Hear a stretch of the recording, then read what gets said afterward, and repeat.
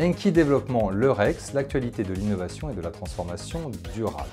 Une édition spéciale CES 2023 dédiée aux grands défis de l'humanité et du monde de demain, avec notamment un engagement des organisateurs du CES dans le programme Human Security for All.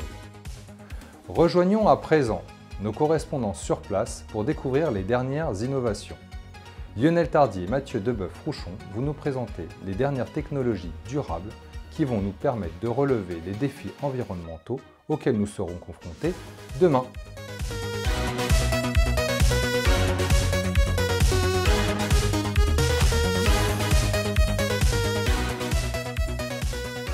Alors Christophe, pour moi, ce qui pourrait, parmi, encore une fois, les milliers d'exposants, on pourrait avoir beaucoup de réponses, mais pour moi, ce qui m'a sensibilisé, notamment au niveau de l'alimentation et au niveau donc de l'agriculture, c'est une start-up néerlandaise qui propose un engin agricole qui s'appelle Agbot, donc un robot agricole autonome.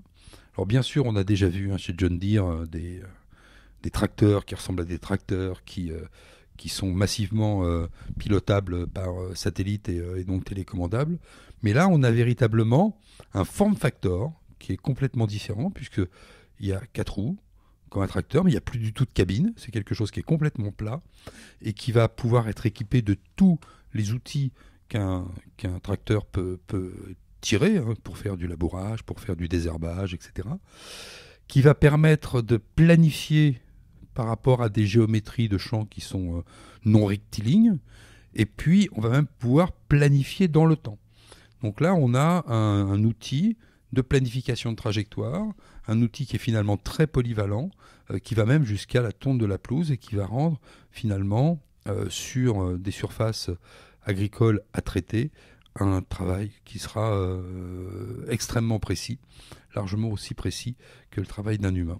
Et donc là, on va pouvoir continuer à travailler éventuellement des terres qui n'étaient plus exploitées, faute éventuellement d'exploitants.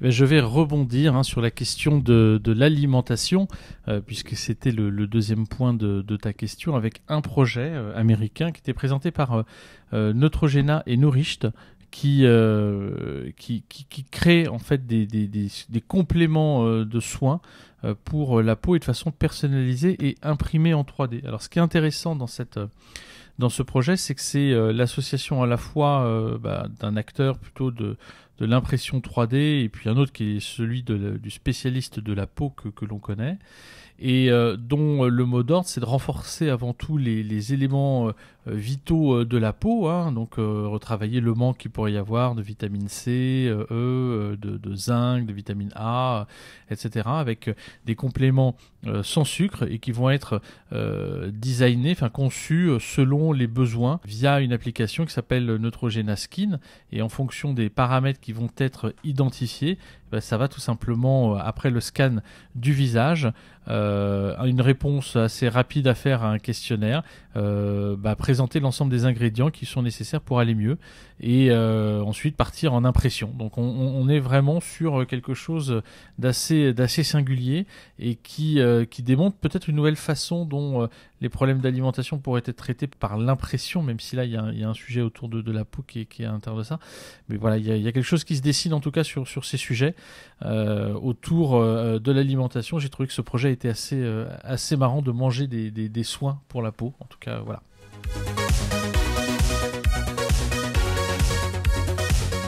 Alors pour répondre à cette question, c'est assez simple. C'est pas une thématique qu'on adresse par les startups. Le plus souvent, il n'y a pas de catégorie à proprement parler autour de la diversité et de l'inclusion. C'est plutôt une thématique assez centrale d'un point de vue contenu, d'un point de vue ligne rédactionnelle. On pourrait le rapprocher d'une catégorie qui s'appelle accessibilité, mais qui globalement, voilà, la diversité et l'inclusion, c'est plutôt en termes de contenu. Alors ça va se matérialiser de plein de manières, notamment une amplification. La CT avait été critiquée il y a quelques années, par ailleurs sur ces sujets, mais cette fois une amplification des experts femmes sur les différents sujets. À noter notamment Lisa Su sur le président d'AMD qui a fait une keynote absolument remarquable. et bien d'autres, qui met en avant un peu plus la diversité des talents. Et puis après, naturellement, le programme autour du changement, notamment sur Women Health Tech Hunter in a New Area, qui est un sujet de fond pour travailler notamment sur l'intégration des nouveaux talents dans la tech autour tout simplement des talents féminins. Et puis l'Equality Lounge qui a été présenté sur le CES pour travailler autour des 500 leaders qui pourraient collaborer sur les problématiques d'égalité. Donc on voit qu'il y a un sujet qui se dessine, mais c'est pas forcément que ça, parce qu'il va y avoir principalement aussi d'autres événements qui vont marquer ces sujets-là. Oui, et puis quelque chose qui va peut-être te rappeler des souvenirs pas si anciens que ça, puisque tu leur avais fait une place dans ton programme, c'était les représentantes de Women in Tech. Eh bien, cette année, il y a notamment samedi 7 janvier, donc je peux te donner même l'horaire de 12h à 13h, il y a une conférence sur Women in Tech Brunch. C'est en partenariat avec une association qui s'appelle The Female Quotient and Black Girls Ventures. Voilà, donc c'est vrai que c'est surtout les événements qui vont graviter autour du CES, les contenus, plutôt que les stands et les exposants à proprement parler, en tout cas sur cette thématique, pour représenter toute la diversité des talents qui composent la tech.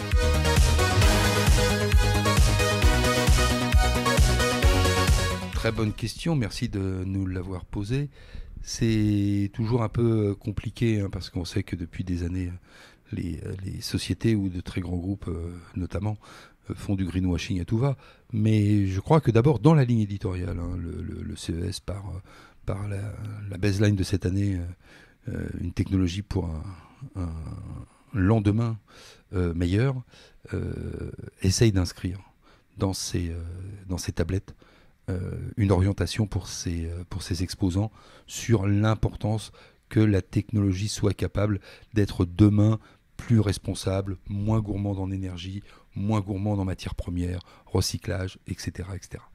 Et pour parler de ça, mais je crois que Mathieu avait aussi d'autres arguments sur les fondamentaux du CES et de la CTA. Pour parler de ça, moi je voudrais parler d'une start-up française qui s'appelle Quantia et dont la promesse est de faire le premier chauffe-eau intelligent et écologique. Alors comment font-ils ? Eh bien on peut le voir sur le schéma très explicatif. Quand on prend une douche, l'eau généralement on la prend à l'eau chaude. Il y a peut-être des Anglais qui la prennent à l'eau froide, mais nous on la prend à l'eau chaude. Et donc forcément, dans l'évacuation d'eau, c'est toujours de l'eau chaude. Eh bien l'idée c'est de récupérer cette eau chaude qui est issue de la douche et de la refaire passer dans le chauffe-eau, évidemment pas de la réutiliser, mais de la refaire passer dans le chauffe-eau pour qu'elle se refroidisse dans le chauffe-eau et finalement l'eau qui est évacuée dans la canalisation n'est plus que de l'eau froide et l'eau chaude que on a chauffée préalablement finalement aide à chauffer les nouveaux litres d'eau que tu vas utiliser pour ta douche. Voilà, ça permet d'aller jusqu'au bout de l'utilisation de l'énergie qui a été nécessaire pour chauffer initialement les premiers litres d'eau. Alors tu soulignais en début de ton propos le sujet autour de la CTA. C'est vrai que c'est difficile d'évaluer la capacité d'un événement, enfin d'un organisateur comme la CTA à organiser un événement comme le CES comme étant sustainable orienté. On voit bien que la durabilité, naturellement, est une grande ligne éditoriale. Pour autant, ça reste un salon dans lequel on se déplace. Donc, naturellement, il y a une empreinte qu'on peut compenser de plein de manières. Alors, la CTA met un indicateur quand même sur son rapport régulièrement tous les ans, où il précise que tant de milliers de kilomètres parcourus en avion ont été optimisés parce que l'ensemble de la tech s'est donné rendez-vous le temps d'une semaine à tel endroit. Et ils arrivaient à évaluer tout cela avec principalement des questionnaires. Donc même si c'est du déclaratif, il y a une forme d'ambition, on voit que c'est compliqué quand même de le mettre à niveau. Voilà, ça c'est effectivement. Donc c'est plus dans la ligne éditoriale comme effectivement tu le soulignes. Alors dans les projets, il y en a un qui est intéressant. On voit aujourd'hui notamment les solutions robotiques. Il y en a beaucoup sur cette édition 2023. Aqua Robotics, alors qui est français, qui a été d'ailleurs primé d'un CES Awards et qui est une solution de de robot autonome qui va être en mesure d'intégrer l'ensemble de la tuyauterie de nos villes, hein, donc les tuyaux, et de prendre finalement le contrôle du réseau en essayant de le virtualiser. Donc en allant identifier les problématiques de perte d'eau qu'il pourrait y avoir dans les tuyaux. Donc pouvoir consolider rapidement les différentes fuites ou faire des interventions plus rapides et ce sans perturber la distribution. Donc l'idée c'est qu'en fait le robot va intégrer le tube et puis à pouvoir tout simplement se déplacer à l'intérieur du réseau, ramener les différentes données auprès des services publics concernés, aux entités qui sont en charge de la maintenance et pouvoir tout simplement les aider dans leur process de décision pour renouveler certaines sections, apporter des modifications, faire des interventions rapides, voilà, tous ces éléments. Alors eux, en plus, avancent un nombre une quantité d'hectolitres d'eau complètement perdue chaque année que l'on pourrait remplacer, enfin, absolument optimiser grâce à ça.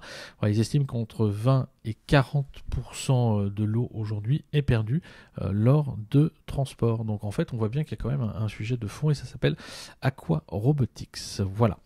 Nous vous remercions pour ce partage. Je vous invite à présent à nous suivre tout au long du salon pour découvrir de nouvelles innovations technologiques. À demain!